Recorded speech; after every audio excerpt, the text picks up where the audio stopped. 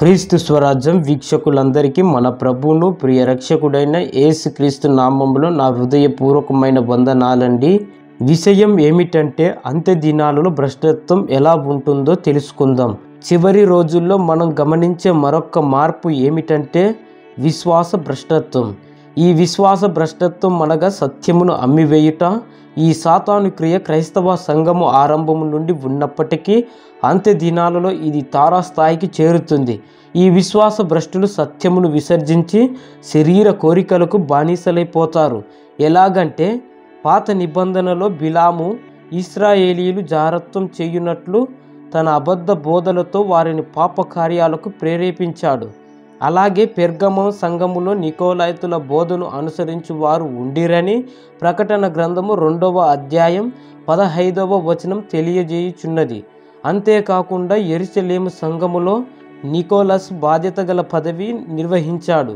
Nicholas సత్యమును ఎరిగి ఉన్నప్పటికీ దానిని తృణీకరించి అనేక మంది విశ్వాసులను పెడత్రోవ పట్టించాడు. ఈ నికోలాయితీయులు సంఘము ఆరంభములోనే క్రైస్తవ్యాన్ని భక్తిహీనత దిశగా మళ్లించారు. అంత్య దినాలలో ఈ భక్తిహీనత విస్తృతంగా పెరిగిపోతుంది. చాలామంది క్రైస్తవులు వ్యభిచారంలో చిక్కుకొని అవిశ్వాసుల కంటే భయంకరమైన జీవితం గడపటం నేటి క్రైస్తవ సంఘాలలో సాధారణమైపోయింది. ఇది కూడా మనం అంత్య దినాలలో నివసిస్తున్నాము అనుటకు నిదర్శనముగా ఉంది. అంత్య దినాలలో పైకి భక్తి గల వారి వలె ఉండియు దాని శక్తిని ఆశ్రయించని వారు విస్తరిస్తారని తిమోతికి రాసిన 2వ పత్రిక 3వ అధ్యాయం 5వ వచనంలో పౌలు గారు తెలియజేశారు. తుయతైర సంఘములో ఉన్న యెజబేలు అను ప్రవక్తిని గూర్చి ప్రకటన గ్రంథము 2వ అధ్యాయం 20వ వచనం తెలియజేయుచున్నది. ఆమె అనేక మందిని లేఖనములకు వ్యతిరేకమైన బోధల వైపు త్రిప్పివేయును. ఈ యెజబేలు సంస్కృతి నేటి క్రైస్తవ సంఘములో పెరిగిపోయింది.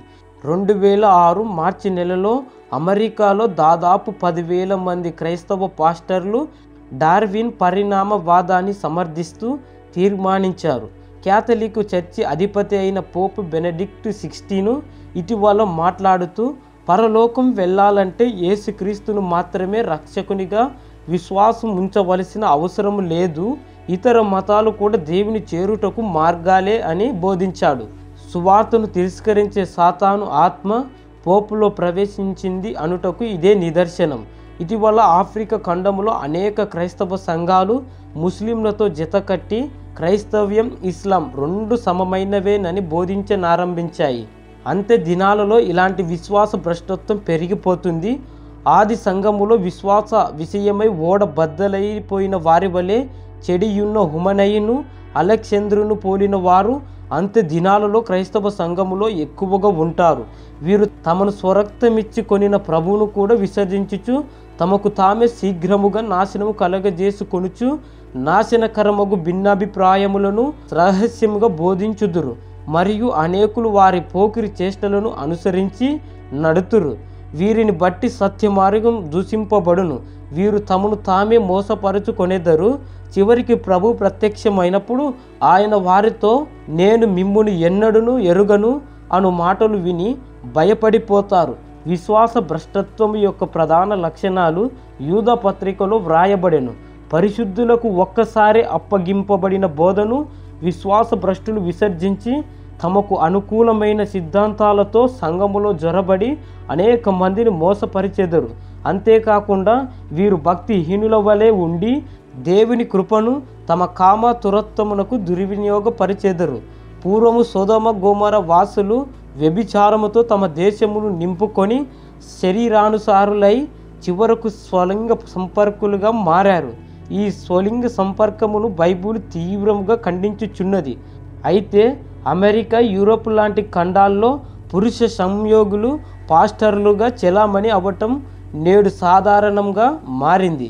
కాబట్టి క్రైస్తవ్యంలో విశ్వాస భ్రష్టత్వం పెరిగిపోచున్న నేటి దినాలలో మన బాధ్యత ఏమిటి? ప్రధానంగా పరిశుద్ధులకు ఒక్కసారి అప్పగింపబడిన బోధ నిమిత్తము మనము పోరాడవలెను. విశ్వాస సంబంధమైన మంచి పోరాటము పోరాడుచు క్రీస్తు యేసు యొక్క మంచి సైనికుని వలె సత్య సమృద్ధి కొరకు శ్రమించుట ప్రతి విశ్వాసి యొక్క కర్తవ్యం. కాబట్టి క్రైస్తవ విశ్వాసులైన వారందరూ సత్య సమృద్ధి కొరకు శ్రమించాలి. ఇలా సత్య సమృద్ధి కొరకు శ్రమించిన వారి శ్రమ వృధా కాదని దేవుని వాక్యం బోధించుచున్నది. అది ఎలాగంటే, విశ్వాస సంబంధమైన మంచి పోరాటం పోరాడు వారికి అక్షయ కిరీటం వాగ్దానం చేయబడెను. ప్రభువు ప్రత్యక్షతను ఆపేక్షించు వారికి నీతి కిరీటం అనుగ్రహించబడునని వాగ్దానం చేయబడెను. మరణము వరకు ఆయనకు నమ్మకముగా ఉండు వారికి జీవ కిరీటం అనుగ్రహించబడునని వాగ్దానం చేయబడెను. విశ్వాసులకు మాదిరిగా జీవించు వారు మహిమ కిరీటం పొందుతారని వాగ్దానం చేయబడెను. విశ్వాసమును కాపాడుకొనుచు సత్యమును అనుసరించు వారికి ఆనంద కిరీటం అనుగ్రహించబడునని వాగ్దానం చేయబడెను. కాబట్టి క్రైస్తవ విశ్వాసులమైన మనము ఈ అంత్య దినాలలో క్రీస్తు సత్య సమృద్ధి కొరకు శ్రమించుదాం. మరొక వీడియోతో మళ్ళీ కలుసుకుందాం. అప్పటి వరకు దేవుని మహాకృప మనందరికీ తోడై ఉండును గాక. ఆమెన్.